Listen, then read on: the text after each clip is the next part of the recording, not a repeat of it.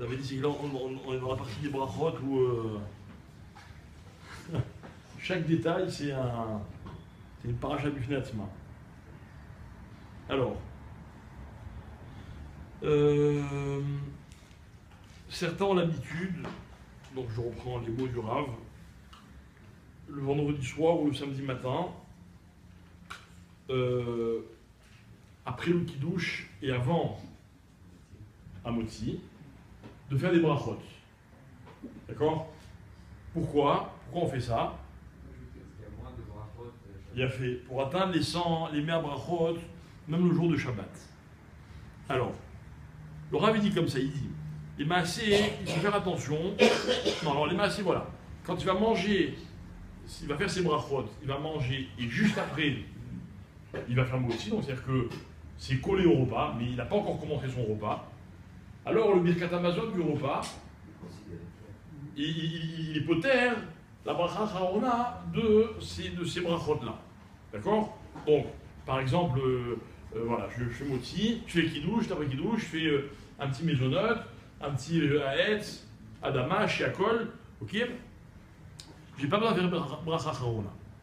Alors on leur avait dit, évidemment, pour éviter n'importe quel safek, qu'est-ce qu'il faut? Manger moins que le shiur. C'est-à-dire que de toute façon, je ne suis pas obligé de faire bracha Harona. Mais en fait, ce qu'il faut savoir, c'est que même si j'ai mangé le shiur, d'accord, j'ai commencé à faire une bracha, et puis je me suis laissé entraîner, j'ai mangé un kazaït, quand même, je ne fais pas bracha Harona. Pourquoi? Parce que ça reste un safek, et comme toujours, safek, brachot, les hakel. Quand on a safek, on fait la coula. D'accord? Donc ça c'est, on va dire, pour l'instant, c'est un cas simple. Après, il va parler du soir de Rosh Hashanah, du soir de Toubi Shvat. Et là, on rentre dans des histoires. D'accord? Qu'est-ce qui fait comme bracha, qu'est-ce qui ne fait pas comme bracha, quand c'est Betocha Seuda, pas Betocha Seuda, etc., etc. Alors lui, il va dire un truc comme ça. Il parle de Toubi Shvat. Ok? Il parle de Toubi Shvat. Il dit d'abord un clan. Il dit quelqu'un qui a fini de manger, ok, et on lui amène des fruits. Enfin, on lui amène pas des fruits, mais il veut manger des fruits. Ok. Normalement, alors, maintenant, je ne parle pas maintenant de bracha rishona, la bracha qui est avant le repas. La bracha qui est avant le fruit. La bracha qui est avant le fruit, on a expliqué rapidement hier. Est-ce qu'un fruit c'est considéré quelque chose que je mange pendant la Séouda ou pas? On a expliqué que normalement on doit faire la bracha quand on mange des fruits qui ne sont pas censés être mangés avec du pain à l'intérieur d'une Séouda. D'accord? Donc, on va faire la bracha rishona. Maintenant, celui-là, qu'est-ce qu'il veut gagner une bracha harona? Donc, qu'est-ce qu'il dit? Il dit comme ça, je vais faire Birkat Hamazon, je finis mon repas, je refais une bracha pour les fruits, et après, je ferai pour les fachos, ça fait une bracha en plus. D'accord? C'est bien, le Rav dit comme ça, il dit, si c'est pour arriver à Mea Brachot, ça ne s'appelle pas bracha shena tzricha. C'est-à-dire que normalement, j'ai pas droit, les khatrilan, de me mettre dans une histoire. Par exemple, on avait expliqué un jour, quelqu'un il finit le repas, et avant Birkat Hamazon, il se sert un verre d'eau, il dit tiens, je vais le boire après Birkat Hamazon. Pas bien de faire ça. Pourquoi? Parce que si le boit maintenant, il ne fait pas la bracha. S'il fait Birkat Hamazon, il doit refaire la bracha. Et il se met dans une situation de bracha shena tzricha. D'accord? Maintenant, celui qui a soif après Birkat Hamazon, il a le droit de boire, il n'y a pas de problème. Mais je n'ai pas le droit, a priori, de dire tiens, je vais laisser pour après et je vais refaire la bracha. Mais si c'est pour gagner dans les Mea Brachot, alors il dit ça ne s'appelle pas bracha shena tzricha.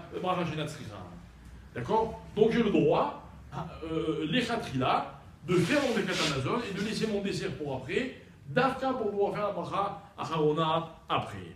D'accord? C'est bon, tu valides? Ok. Hein? Ah voilà, Rabbi Yochanan dit un truc vrai, il dit voilà qu'il vaut mieux faire un espèce de F7. D'accord? Par exemple, à ce moment-là, vous pouvez exceptionnellement aider votre femme à débarrasser la table, faire un peu la vaisselle, etc. Et vous revenez non, c'est non, ça ne vous connaît pas, j'ai dit. Il n'a pas aimé l'exemple. Hein? Ah, pourquoi?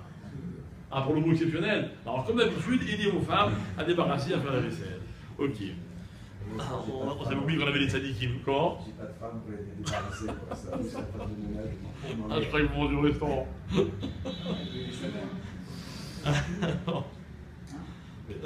Messieurs, merci. Bon, voilà, maintenant, quand tu as fait la bracha sur les fruits, par exemple dans Rosh Hashanah ou quoi, bon après, il faut voir par rapport à quoi on se cale, quoi. Ça veut dire, est-ce que ça s'appelle oui, Betoch HaSouda, pas Betoch HaSouda. Mais là, par exemple, il va nous dire un chidouche qui est incroyable. Il va nous dire comme ça. Imaginez quelqu'un, son kiff, en dessert, c'est de prendre par exemple des cornichons. D'accord? Il adore finir le repas avec des cornichons. Ok?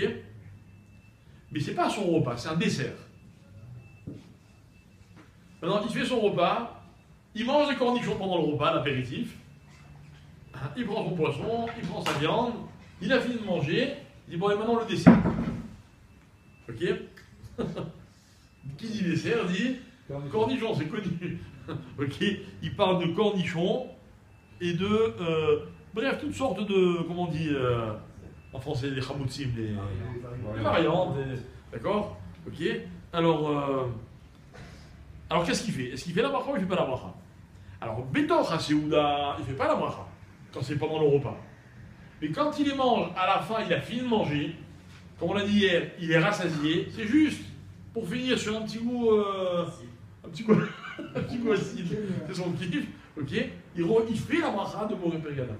Même s'il n'a pas fait Birkat Hamazon. Non, parce que même s'il n'a pas fait Birkat Hamazon, s'il a fait, vous avez raison, il n'y a pas de question. Et même s'il n'a pas fait, même s'il en a déjà mangé dans le repas, il refait la bracha de Boré Pergadama.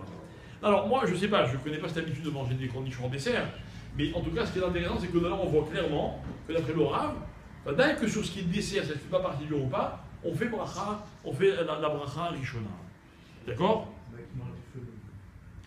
Hazakou Baruch, un très bon exemple. C'est que les Tunisiens ils mangent du bêche-bêche à la fin du. Indicible.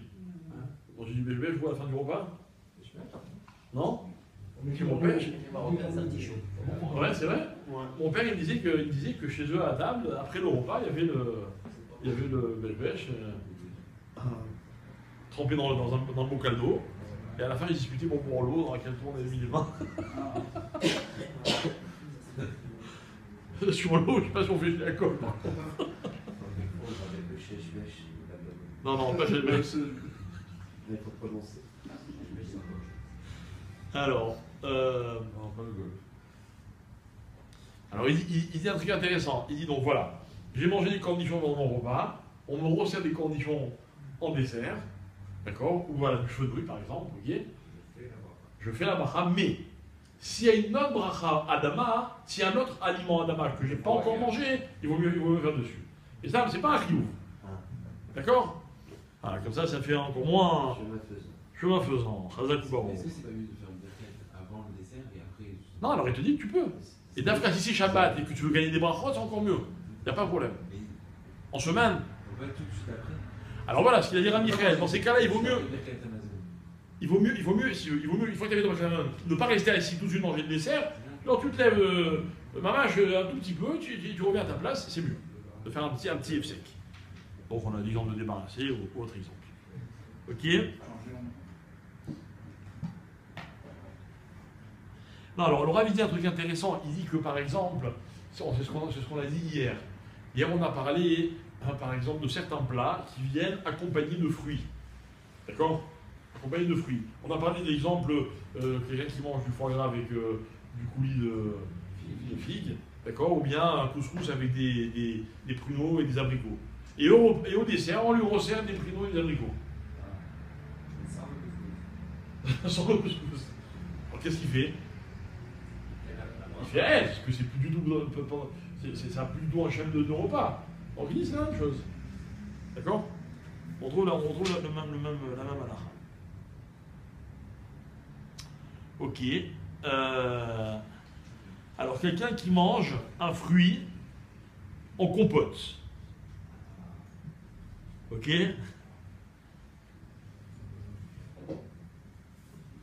En dessert En dessert.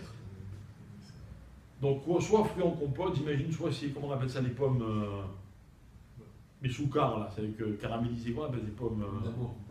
Pommes d'amour. Hazak. Oh. Hein?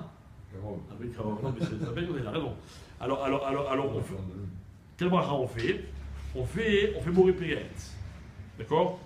On peut définir le fruit, je veux dire, en voyant le. Pardon? On peut définir le fruit en voyant la compote. Exactement. Exactement. On voit le fruit. Par exemple, le plus. Enfin, moi je sais que ce qu'on voit souvent. Alors justement, on n'a pas parlé d'écrasé. On a parlé de fruits qui sont cuits, il a fait mieux. On voit encore le fruit. D'accord? Donc dans ces cas-là, pardon? Une coupe de fruits aussi, les fruits sont coupés. Bon, une coupe de fruits, il n'y a pas de question, parce qu'il y a le fruit vraiment. Mais dans une compote, quand on le cuit avec du sucre, des fois le fruit est dénaturé. Ok, donc il y a finalement les pâtés là, quoi. On fait Boré Peret. Pardon? C'est une compotée. C'est une? Compotée. Non, Je ne connais pas les miens, mais je pense qu'on dit une compote aussi, hein? il cause bien. Hein. Il cause bien, hein? Ouais, compote, c'est écrasé, on va pas. Non, lave d'Afka. Ouais, c'est une compotée. Ok. Maître Capello, voyez bien.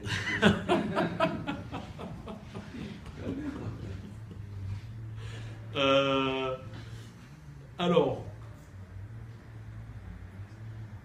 bon, après on verra parce que après c'est des cas très compliqués du pudding avec des fruits, pas des fruits, etc.